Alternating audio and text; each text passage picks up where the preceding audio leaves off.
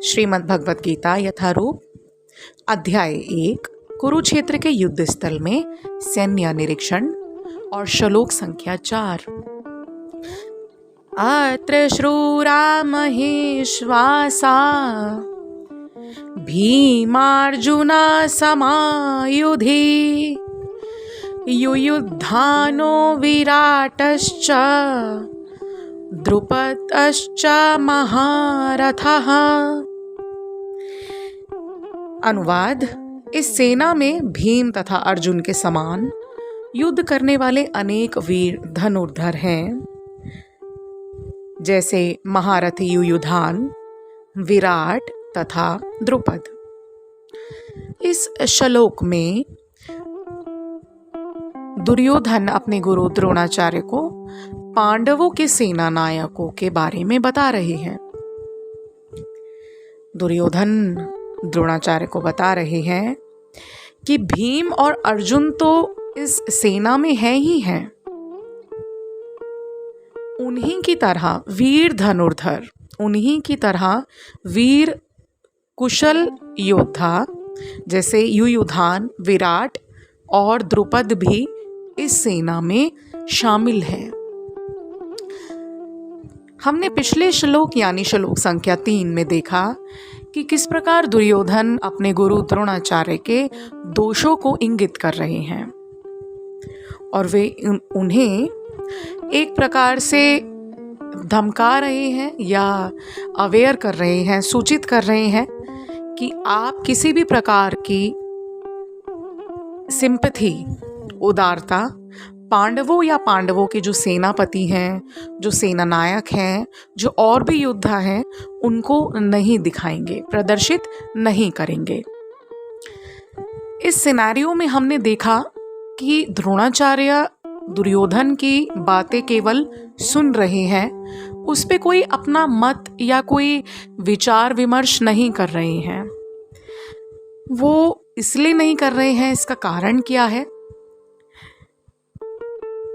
कि द्रोणाचार्य गुरु हैं और वो अपने पद की गरिमा को बनाए रखने के लिए दुर्योधन के किसी भी प्रश्न का उत्तर नहीं देना चाहते हैं। द्रोणाचार्य उचित नहीं समझ रहे हैं, क्योंकि इस सिनेरियो में जो दुर्योधन है वो एक मूर्ख प्राणी की तरह प्रदर्शित हो रहे हैं। जिस प्रकार एक मूर्ख प्राणी अपने अनेक मत देता रहता है, उसे ये समझ नहीं आता कि कौन सा मेरा मत ठीक है, कौन सा मत मेरा निंदनीय है, परंतु वो फिर भी बिना विचार विमर्श के अपनी बातों को एक के ऊपर एक बातें रखता चला जाता है और वो प्रत्येक बात को ये साबित करवाने में लग जाता है कि मेरी बात ही उचित है, अन्यथा उसके अलावा सारी बातें गलत हैं। तो इस सिनेरियो में देखा जाए तो द्रोणाचार्य समझ चुके थे कि जो दुर्योधन है वो किसी के समझाने से नहीं समझेंगे। यहाँ द्रोणाचार्य एक प्रकार से दुर्योधन को मूर्ख समझ रहे हैं। जिस प्रकार किसी मूर्ख प्राणी से हमें वाद विवादों में नहीं पड़ना चाहिए।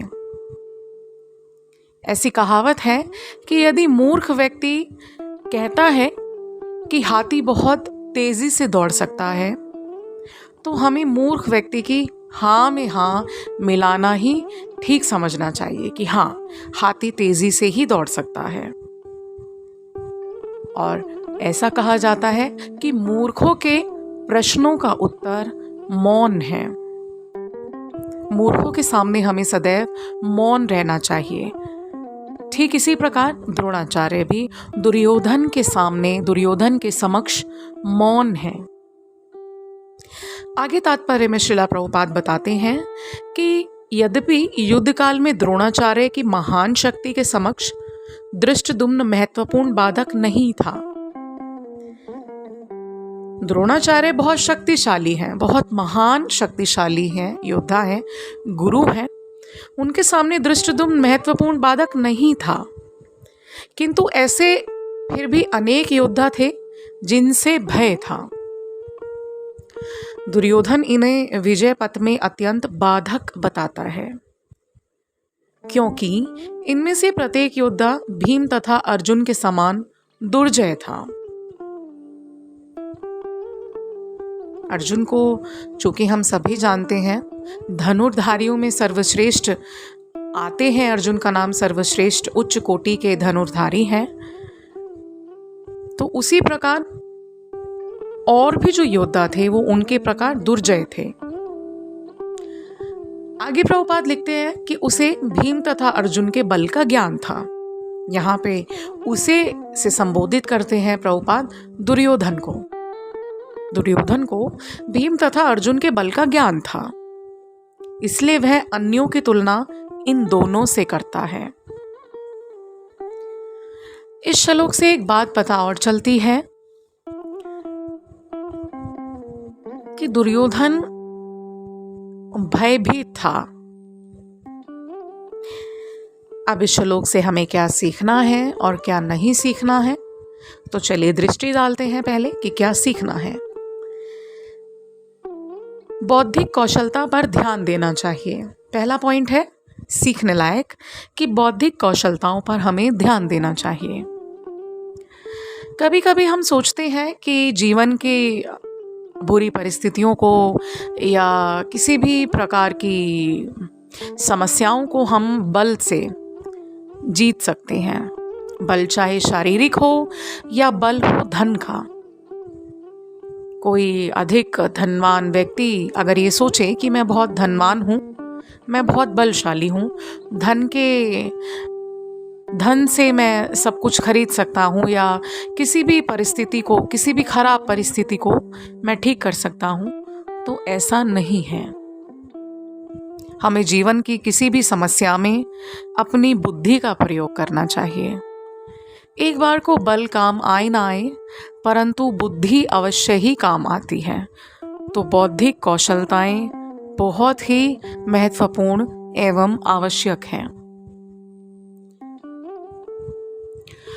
दूसरी चीज है श्लोक से जो हमें सीखनी है कि हमें जीवन में सुंदर और अच्छे चयन करने चाहिए। Always choose right things. हमें अपनी चॉइसेस पर अच्छे से ध्यान देना चाहिए कि हम किसे चुन रहे हैं। अगर आप, उदाहरण के लिए समझाऊं कि अच्छी संगति चुनेंगे तो आप अच्छे होंगे और बुरी संगति चुनेंगे तो आप अवश्य ही बुरे होंगे, क्योंकि जैसा होगा संग वैसा होगा आपका रंग। उदाहरण बिल्कुल साफ साफ है कि पांडवों ने स्वयं नारायण को चुना और कौरवों ने नारायणी सेना चुनी। चूंकि पांडवों ने अपनी बुद्धिमत्ता से कार्य लिया और कौरवों ने, जिसके प्रमुख थे दुर्योधन, उन्होंने सोचा कि शायद इस युद्ध को बुद्धि से नहीं अपितु बल से जीता जाएगा, तो इसलिए उन्होंने भगवान की नारायणी सेना चुनी। तो हम जीवन में क्या चयन करते हैं, कैसा चयन करते हैं और उस चयन करने के बाद उसका परिणाम हमारी पूरी जिंदगी पर क्या रहेगा, ये हमारी एक सही चॉइस पे डिपेंड करता है। आपकी उचित चयन, आपकी उचित चॉइस ही आपके भविष्य को निर्धारित कर सकती है और भविष्य में होने वाले या करने वाले आपके द्वारा कर्मों को भी आपके चयन के माध्यम से भी आकलन किया जाएगा। अगर आप सही चीज़ों को चुनेंगे तो आपके कर्म भी अच्छे होंगे और यदि आप बुरी चीज़ों को चुनेंगे तो आपके कर्म भी बुरे ही होंगे और उन कर्मों के फल भी बुरे ही होंगे। तो हमेशा अच्छी चीज़ों का चयन करें। अब इस श्लोक से देखते हैं कि हमें क्या चीज़ नहीं करनी है। हमें इस श्लोक से सीखना है कि शारीरिक बल महत्वपूर्ण नहीं है।